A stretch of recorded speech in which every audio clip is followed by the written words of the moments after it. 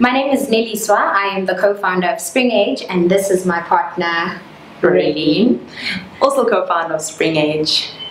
So Raylene and I met in high school when we were about 15 years old, and that is not when we started our company. We started our company about 3.5 years ago. And I guess we started it because we found ourselves in kind of like the same working environment and really caring about the same things in our country. So my background is in industrial psychology, and I've been working in training and development before we started SpringAGE.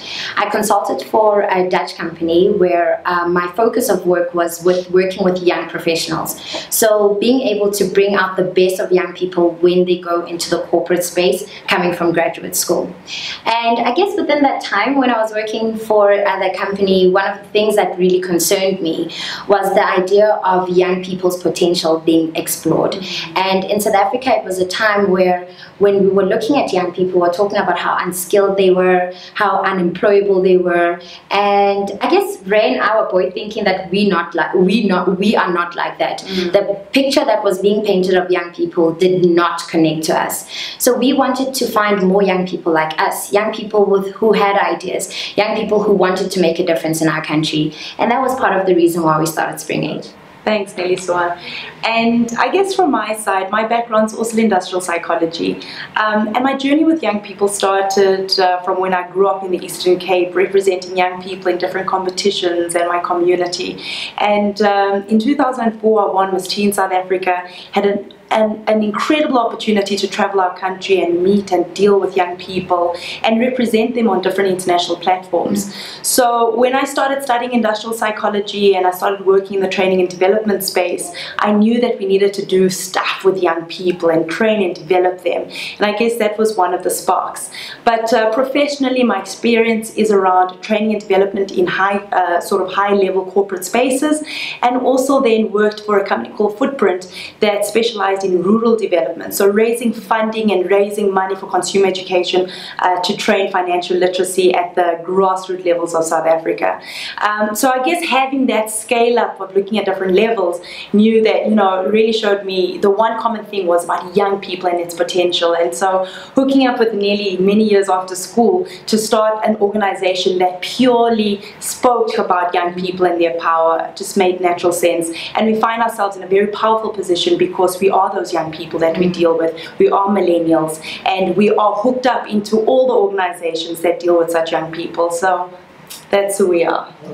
With both of our experiences, I guess our unmatched value in the youth-led innovation space is just how authentically part of it we are. For example, Nelly Swa and myself are both part of the World Economic Forum Global Shapers. This hooks us up to our 450 hubs of young people around the world, awesome young people. Or we linked into the One Young World community globally. We linked into the Brightest Young Minds community. And we sit on various boards representing young people from the arts space, for example, the Department of Arts and Culture, right up to the startup world, as I chair the Startup Nations world. So we live, we eat, we breathe dynamic young people in our country, and it just makes our world so much easier, and that's why we're able to deliver the results we can for corporates.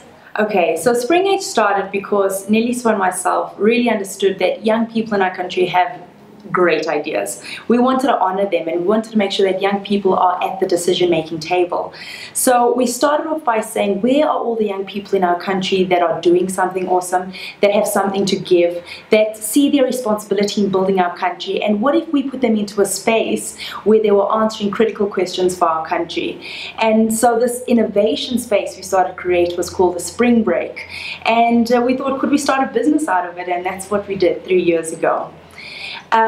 So in a nutshell, what SpringAGE does is help corporate organizations and government departments come up with new ideas, truthful insights, and also some sort of implementation muscle. And we use bright, young, dynamic people to do that. Good. We do this by collaborating with bright young minds in South Africa, which we call Springers. Springers are young individuals who have different skills and expertise, are from different walks of life, and we bring them together in this space called the Spring Break.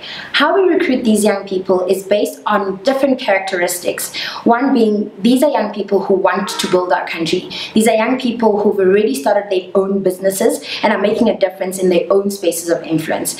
We make sure that the young people are young professionals. They're highly skilled individuals in their own spaces of influence, community leaders, and we bring them into the Spring Break. The Springers are normally millennials. These are young people that have different skills and expertise. These are young people who feel the responsibility of building our country. And we saw it very fitting to make sure that we bring young people from different spaces of influence to be able to answer a question that an organization is asking. The approach that we use is called youth-led innovation. We use this because young people naturally live in the future, whether you're looking for ideas or new perspectives. Their perspectives are bold and futuristic in nature, so we see this as a unique approach of coming up with new insights and ideas for your company.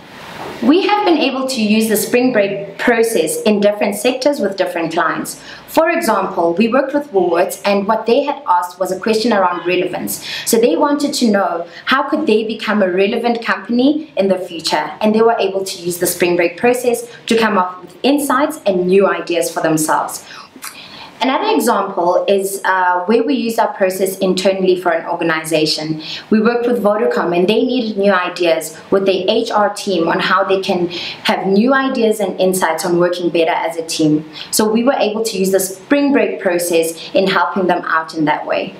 The third example that I can give you is we worked with Securitas, which is the second largest security company in the world, but not very famous in South Africa. So they used the Spring Break process to try and understand how they can be going into a new market, and they wanted new ideas from young people that could give them a new approach and new insights of how innovation can happen for themselves.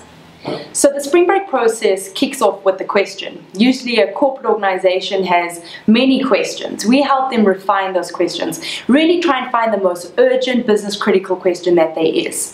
Once we've got the question, we find champions within that corporate organization. These are people that will help us make sure that our new ideas move forward inside the company and actually make a difference. Our champions are at different levels. So we have very strategic champions, like perhaps the chairman of the organization.